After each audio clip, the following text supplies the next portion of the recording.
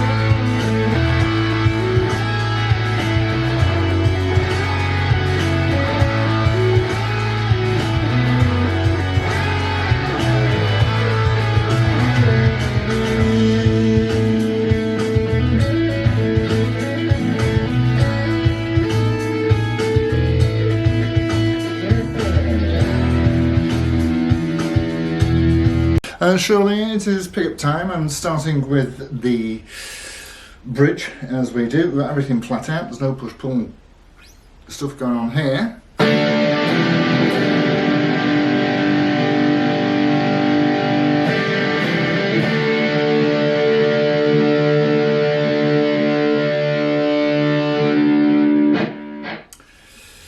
Into the centre.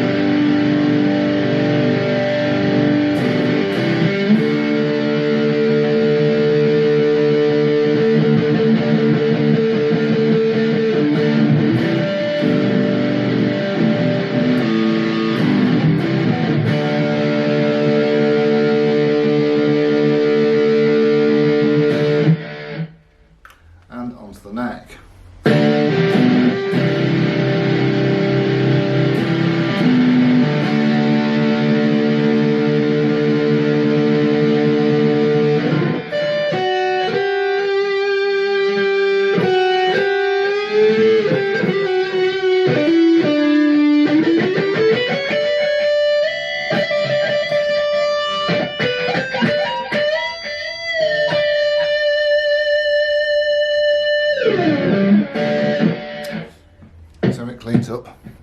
And once again, starting with the neck.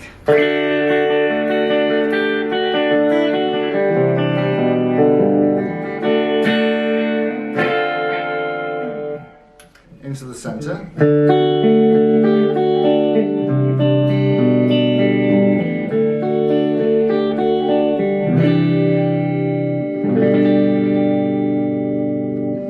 And onto the neck.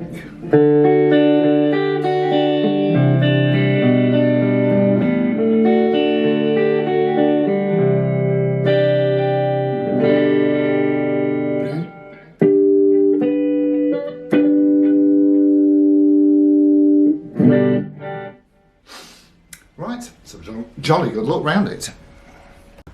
So, yes, designed and invented by Keith Harris. Oh no, hang on, that's a different Orville, isn't it? Oh yes, so, well, Orville is Mr. Gibson's first name, Orville and Gibson. And he started his company in, I think it was 1902, making mandolins. So, fast forward to 1988. And the short story is that there was a gap in the market. I mean, all of this was following that lawsuit thing. Now the Japanese companies were making Gibson copies that some said were better than Gibson. Anyway, Gibson were doing Epiphones from the Korean factories, and of course they were doing the high-end Gibsons from the USA, and there was nothing really that fell in between those two places. And these were kind of made for the Japanese market, which is why you won't find many here in the UK. You can buy them, they're in plentiful supply-ish, but you've got to import them from Japan. How well a musical instrument like this with a steep headstock angle would fare travelling from Japan to the UK, I don't know. I also don't know what the import duties will be. I suspect you're going to have to pay 20% if they're allowed into the country because of the CITES wood species restrictions. For example, your rosewood fingerboard. And if this is Brazilian mahogany, you would need a CITES cert to get it through customs. So, there was only a 10-year production of these from 1988 to 1998, so if you're not a new one, you're bang out of luck. And they were really known for being absolutely top quality instruments, and they are quite desirable. There are three types. You've got the Orville by Gibson, where it actually says by Gibson underneath here. They are the most desirable, I'm given to understand. And then you've got two other types of standard Gibson. They didn't just do Les Pauls, they did SGs and 335s, and I think that might have been it. But anyway, the second on the desirability list were the ones that had the ink stamp on the back of them, and the ones that are seen to be the least desirable were the standards that have the K series sticker on, and these are from the Terada factory. So certainly two factories were used, the Terada factory and the Fuji Gen factory, and there was also another factory that I think was it Yamano, but they might have been a distributor. I'm not 100% on that, but there'll be some information out there somewhere. So 10 years only, and so like I say, those levels of desirability, the by Gibson, ink stamped, and then the K series with a sticker, is all for the standard models. Again, from what I can gather. This is not a standard model, it's a custom. You can tell this fairly simply by the fabulous binding that we've got going on around the headstock with the split diamond, and also it usefully tells us on the truss rod cover that it's a Les Paul Custom. That, as it turns out, I mean, I do always say to you, don't I, beware of what's written on the truss rod cover, because they're only a couple of quid, and this probably was only a couple of quid, because this is not the original Les Paul Custom truss rod cover. I do have the original, but of course it's become quite worn over the years. Speaking of over the years, yes, so it's been replaced. But speaking of over the years, this is a 1992, making it quite an old chap. So what is that?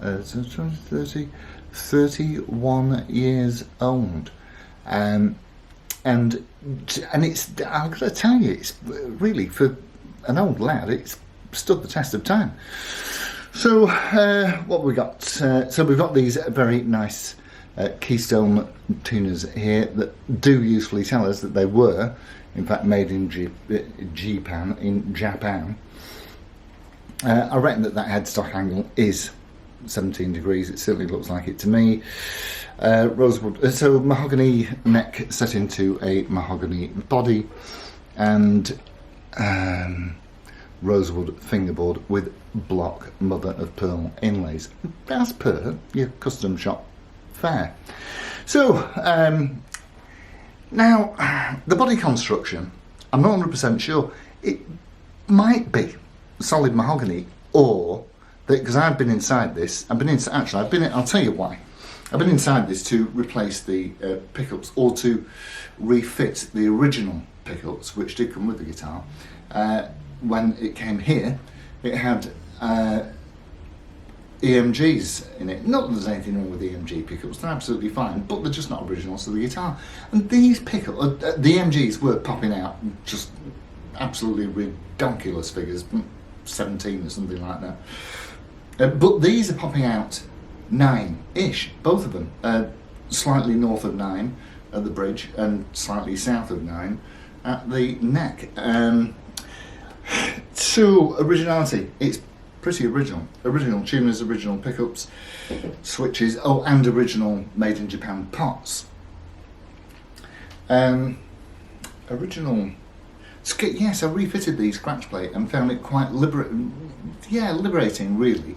It was nice to have somewhere to land. I've not played one with a scratch plate for an age.